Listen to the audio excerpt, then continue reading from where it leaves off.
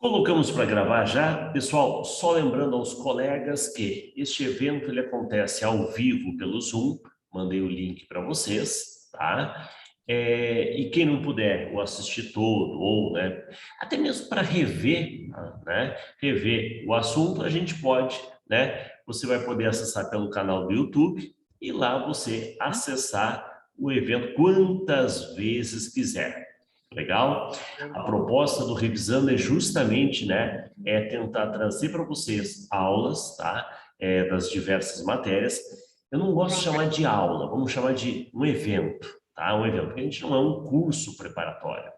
A nossa proposta é justamente, né, de forma pontual, trazer alguns assuntos, e aí eu sempre aceito a sugestão dos colegas, tá? Professor, já estou vendo alguém de raciocínio lógico, de matemática, né?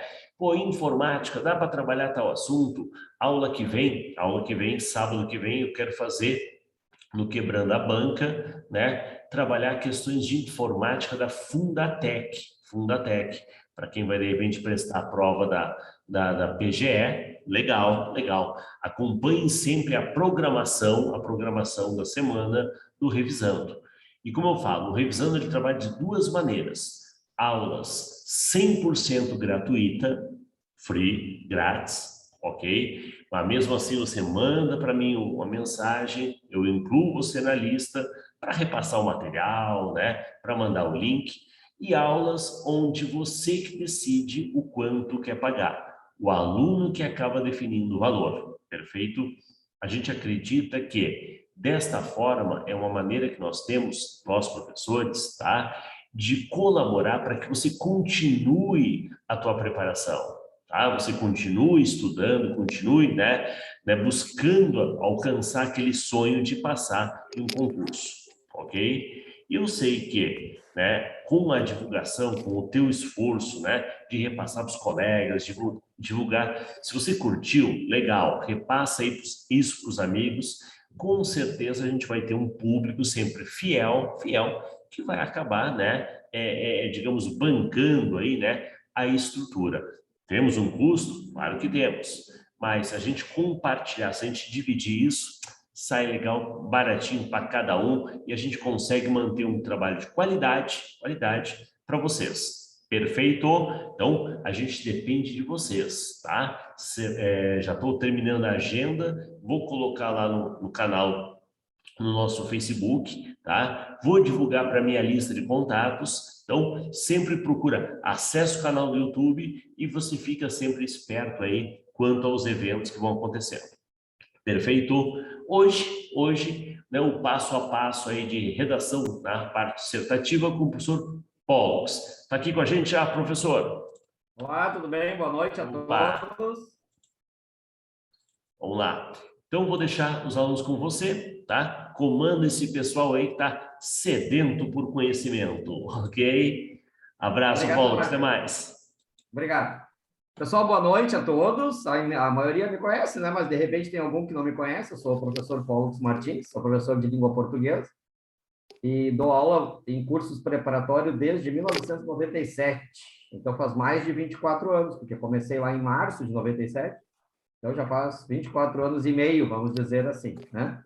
E eu sempre trabalhei com a língua portuguesa do ponto de vista teórico, né? Gramática, interpretação de texto, etc., e redação. Por quê? Porque na época, já em 97, início dos anos 2000, já havia bancas que ainda existem, por exemplo, o CESP e Sebrasp, né? FAURGS já existia, e elas, em alguns concursos, já pediam redação. O CESP pedia redação em quase todos os concursos, como ele continua fazendo, né?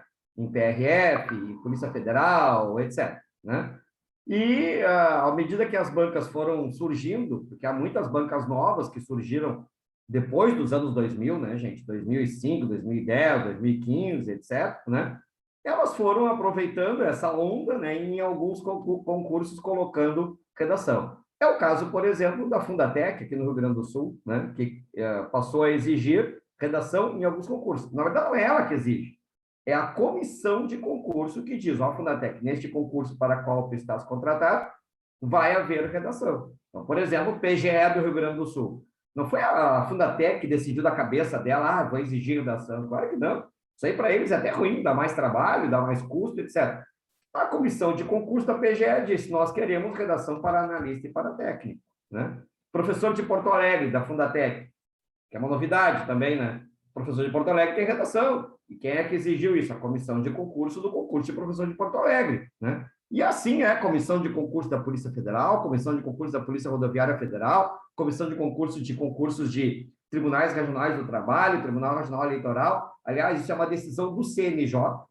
O CNJ decidiu que em todos os concursos de tribunais federais, para todos os cargos, obrigatoriamente tem que ter redação, por isso que para técnico analista dos tribunais regionais tem que ter redação. Então, gente, redação é algo que vem sendo ampliado de maneira bastante intensa nos concursos no país. Por quê? Porque a redação, ela elimina muita gente. A redação é uma maneira de selecionar candidatos. Se vai selecionar os melhores, eu não sei. Porque essa questão dos melhores, gente, é muito discutível. Mas que ela seleciona, seleciona. E eu digo isso porque eu tenho a experiência de fazer recursos de redação. Gente que acabou não se preocupando muito em estudar redação, em estudar como fazer redação, estudou lá só a parte da prova objetiva, o português, a raciocínio lógico, a informática, etc., deixou totalmente, né, a redação de lado, e aí acabou sendo reprovada na redação. E aí, claro, tem que correr para o recurso, que geralmente sai caríssimo, né, gente? O recurso sempre sai caro, né? E ao correr para o recurso que sai caro, a pessoa tem aquela chance de poder ser aprovada ou não, muitas vezes não. Então, não deixem isso acontecer, né, gente? Ou seja, não deixem para a última hora, não fiquem achando que, eu sei fazer redação, eu fiz redação na época do vestibular. Gente, não é a mesma coisa, é diferente, né? Redação de concurso, ela tem uma análise bem mais exigente. Por que ela é mais exigente? Porque a pessoa pensa, lá a pessoa que vai fazer a análise da prova, né? Ou seja, os corretores pensam assim, esse servidor tem que provar que sabe escrever. Se ele provar que sabe escrever, automaticamente ele pode ser servidor.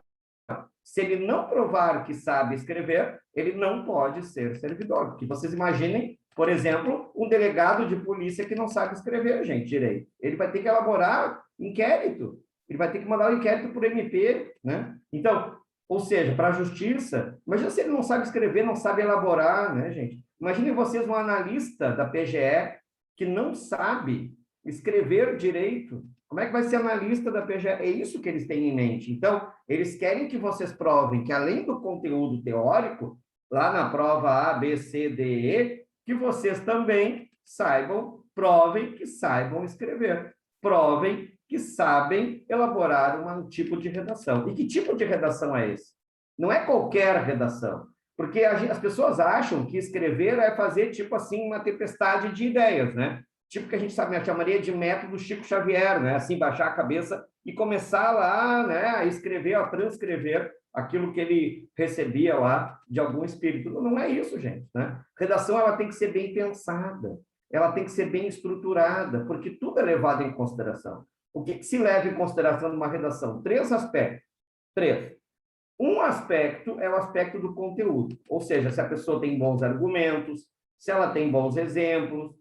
Isso é um aspecto que vale percentual lá determinado que está no edital de vocês. Cada edital aí, porque aqui não é só gente que vai fazer concurso para a Fundatec, por exemplo.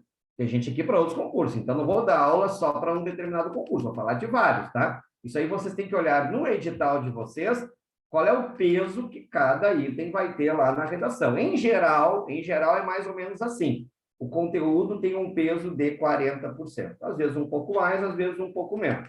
Ou seja, a pessoa acha que se ela colocar lá um monte de bons exemplos, e se ela colocar, assim, boas ideias, deu, já tirou nota 10. Então, isso aí vale no máximo 40%, e se tu acertar 40% da redação, tu está reprovado, né?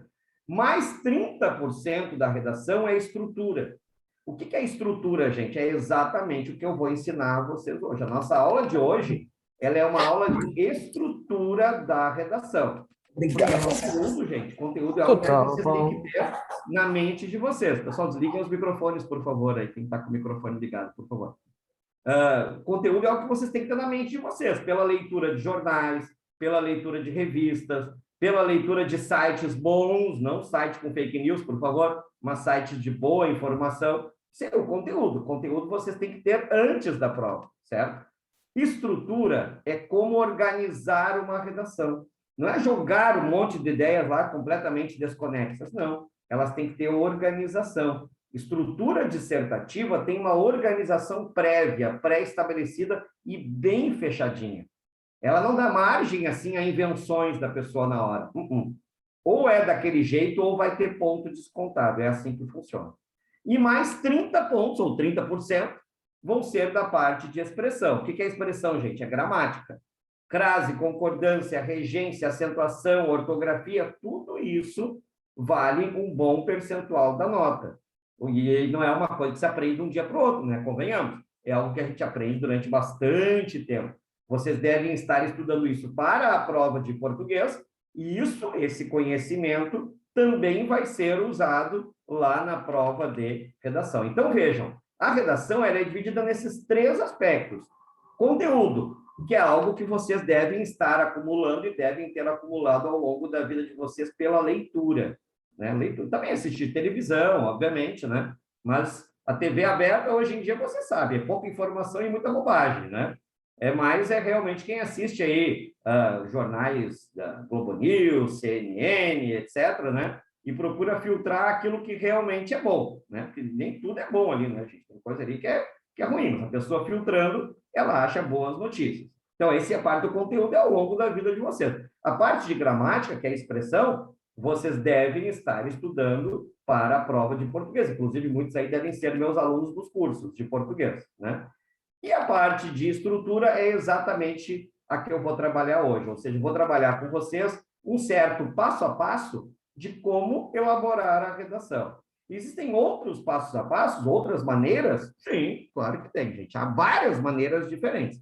Essa é a minha, e ela tem dado certo. Tem dado certo porque os meus alunos em redação, aqueles que seguem o que eu digo e depois corrigem redações comigo, etc., quando chegam na hora da prova, vão bem. Sempre tem boas notas, sempre, né? Ou seja, vocês têm que realmente procurar estabelecer esse passo a passo. Ah, mas eu assisti a aula de outro professor e ele disse uma coisa diferente. Sim, porque existem outras maneiras de fazer, né? Não há uma maneira só, não tem problema nenhum. A gente aproveita um pouquinho de cada um. O que eu não gosto, e eu já começo dizendo isso para vocês, é algo muito fechado. Tem professor de português por aí que se presta a fazer um tipo de coisa da qual eu não gosto. Quer dizer assim, ó, não, eu vou te dar uma fórmula. A primeira palavra é essa, aí a segunda tu encaixa não sei o quê. A terceira palavra é essa, aí tu encaixa não sei o quê. Disso eu não gosto, gente. Por quê? Porque o corretor, a pessoa que vai corrigir a redação, ela sabe que não é uma redação da pessoa, que não foi a pessoa que escreveu. Ela sabe que aquilo ali é um formulismo, que é muito pouco criativo, inclusive. E isso faz a pessoa perder pontos. O que eu vou mostrar para vocês são coisas que vocês podem usar. Na primeira frase, qual é o conteúdo que tem que ter? Na segunda frase, mas não vou estar distribuindo aqui 30, 40 palavrinhas aqui em cada encaixadinha e tal, porque isso parece uma brincadeira, um jogo lá, e não é isso, gente. A redação dissertativa, ela tem que mostrar também criatividade. Ela tem que mostrar autoria.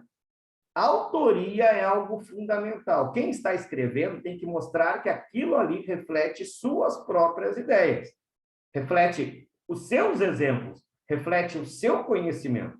Jogar um monte de palavrinhas pré-determinadas lá não demonstra isso. Vocês podem ter certeza disso. Pelo contrário, demonstra que a pessoa não tinha criatividade, não tinha ideias, então copiou a estrutura dos outros. E isso vocês podem ter certeza que é penalizado na hora da correção. Tá certo? Bom, o professor Márcio enviou para vocês os slides que eu vou mostrar agora, enviou em PDF, né? E eu vou mostrar para vocês em slides, tá? E vou fazendo, né, algumas observações à medida que eu for, né, apresentando ali. Vocês podem fazer perguntas pelo chat, tá? Podem perguntar ao longo da live. Eu vou ficar com o chat aberto, então eu vou responder na medida que for possível, tá? E a ideia é essa, nessa 1h30 que nós temos, né, no máximo, estabelecer pelo menos o mínimo do que vocês devem fazer da redação. Não é uma aula completa de redação, tá, gente? Porque não tem como fazer uma aula completa de redação em 1h30, nem em 2, nem em 3 horas. Leva mais tempo do que isso. mas pelo menos é uma boa noção para vocês já saírem fazendo redações melhores. Ah, quer aprofundar? Tem cursos de redação. Outros professores têm curso completo. Eu tenho curso de redação e, além disso, muito importante, gente, não basta ficar na teoria. Vocês têm que redigir redações e ter essas redações corrigidas por alguém que sabe corrigir. Um professor de português, não precisa ser eu tenho pacotes de correção de redação. Se depois vocês quiserem me procurar, eu vou deixar meu WhatsApp, vocês me procurem para corrigir redações. Se não, procurem outros, ou no curso de vocês que vocês estão fazendo, já tem gente corrigindo, ótimo. Mas o importante é vocês terem redações corrigidas. Não vão só com a teoria para a prova, porque vai chegar lá e vai dar com os burros d'água. Tem que ter algum tipo de treinamento antes. Tá bem? Beleza, vamos nessa então? Vamos começar. Vou colocar para apresentar aqui e vamos começar com os slides, tá? Primeira coisa que eu gosto de mostrar para vocês sempre, gente, é o que é uma redação dissertativa, tá? Que também tem outros nomes. Ela pode ser chamada de discursiva e pode ser chamada de redação em prosa. Uma vez caiu no concurso, alguns anos atrás, escreva um texto em prosa. Nossa, os candidatos se apavoraram na hora da prova. Nunca aprendi um texto em prosa, e agora? Claro que aprendeu, gente. Um texto em prosa é uma redação dissertativa normal. É em prosa porque não é em verso. Em verso seria, escreva um poema. Aí é um poema, né? Tem lá os versinhos, a métrica, etc. É em prosa porque é um texto corrido. Então, se aparecer isso na redação, escreva um texto em prosa, você sabe já que é um texto corrido, tá? O que é uma redação dissertativa, gente? Ela é um esforço, olha, essa palavra é importante, tá? Muito importante, ó. Um esforço argumentativo em torno de um tema, que parte de uma tese. Por que esforço argumentativo, gente? Esforço argumentativo porque vocês vão tentar convencer alguém de alguma coisa. Convencer alguém de quê? De uma tese. Então, olha o que está escrito ali, ó. O verbo dissertar vem de analisar, dar uma opinião sobre um determinado tema. Então, é necessário que a pessoa demonstre opinião. Ela tem que ter opinião sobre aquele tema. Ela não pode ficar neutra, ela não pode ficar em cima do muro, ela não pode jogar para um lado e jogar para o outro, como alguns aí fazem. Não pode. Ela tem que ter uma posição firme desde o início da redação. O que se espera do autor, então? Que ele discorra sobre o assunto, escreva sobre o assunto, fazendo uma avaliação, avaliando os aspectos daquele assunto e defendendo um ponto de vista, ou seja, uma tese. Por que eu digo isso, gente? Porque há pessoas que acham que fazer redação é o que se fazia bem antigamente, que era fazia uma introdução, depois no segundo parágrafo apresentava aspectos positivos, no terceiro parágrafo aspectos negativos, e lá no fim a pessoa tomava uma decisão. Isso é errado. Totalmente errado. Tem que agir como se fosse um advogado de defesa ou como se fosse um promotor de acusação. O advogado de defesa, ele tem uma tese, a tese de que o cliente dele é inocente, ou que ele teve, né, algo que fosse lá abrandado, que abrandasse o crime que ele cometeu, né? Mas em tese que ele fosse inocente, certo? E ele vai defender a margem para algo contrário ao que ele defende. E o promotor de acusação também. O promotor vai defender a tese de que o réu é culpado. E ele não vai dar margem a que alguém diga algo diferente daquilo. Não. Ele vai, obviamente, demonstrar que o réu é culpado. E se o réu é culpado, então tem que obrigatoriamente ser condenado. Como é que a pessoa pode agir errado, gente? Ela pode agir como um advogado indeciso ou como um promotor indeciso. O que é um advogado indeciso? É aquele que diz assim, por um lado, o meu cliente, o réu é inocente, mas por outro lado ele é culpado. Imaginem vocês isso, gente, numa redação, e muita gente faz. Imaginem vocês isso num tribunal de júri. Nenhum advogado vai fazer isso, com certeza. Mas na redação o pessoal faz. Então já comecem tirando isso da cabeça de vocês. Não. Apareceu o tema lá, seja qual for, desde o início vocês devem ter uma tese em relação a ele e defender essa tese com unhas e dentes. Já na introdução, no desenvolvimento, e a conclusão serve para reafirmar essa tese de vocês. Tá bem?